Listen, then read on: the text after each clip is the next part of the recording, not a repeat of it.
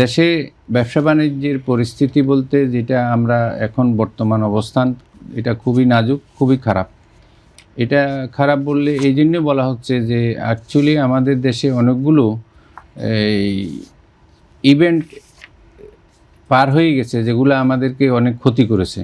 সেটা হলো, প্রথমে তো আপনার এই যে দেশের ডলারের সংকট ছিল, ব্যাঙ্কগুলোতে টাকা ছিল না। তারপর আপনার ওই যে দেশের এই ব্যাঙ্কগুলোর সংকট হওয়ার কারণে ফাইন্যান্সিয়ালি একটা প্রেশার ছিল।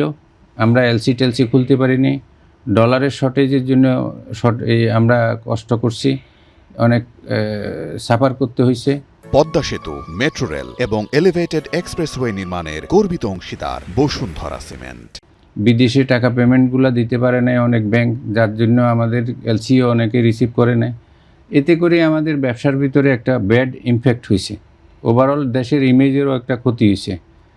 আর আপনার করোনা প্যান্ডামিকে তো আমাদের দেশে অনেক বড় ক্ষতি এর আগে ঘটে গেছে। এরপরে আবার এক বছরের মতো ব্যবসা টোটালি বন্ধ ছিল। আবার এর আগে হয়েছে কি, আমাদের এই ইকোনমিতে সবচেয়ে বড় যেটা ছিল ডিজাস্টার, সেটা হলো যে কি শেয়ার মার্কেট ধস। এই অল টুগেদার সবগুলো মিলে আমাদের ব্যবসায়ীদের উপরে অসম্ভব একটা প্রেশার ছিল। আমরা ব্যবসা করতে পারিনি বলা চলে। অনেকেই ব্যবসা না করার কারণে দেউলিয়া হয়ে গেছে, অনেকেই ব্যাংকের টাকা দিতে পারে না। এই যে ব্যাংকে যে এতগুলো হাজার হাজার কোটি টাকা, লক্ষ কোটি টাকা যে ডিফল্ট করছে, এগুলোর রিজন হলো যে দেশের অর্থনৈতিক অবস্থা এবং দেশের ব্যবসা বাণিজ্যের অবস্থা অত ভালো না। আমরা আশা করছি যে নতুন সরকার দেশে আসছে, নতুন সরকার হয়তো আমাদের জন্য কিছু ভালো অবদান রাখবে।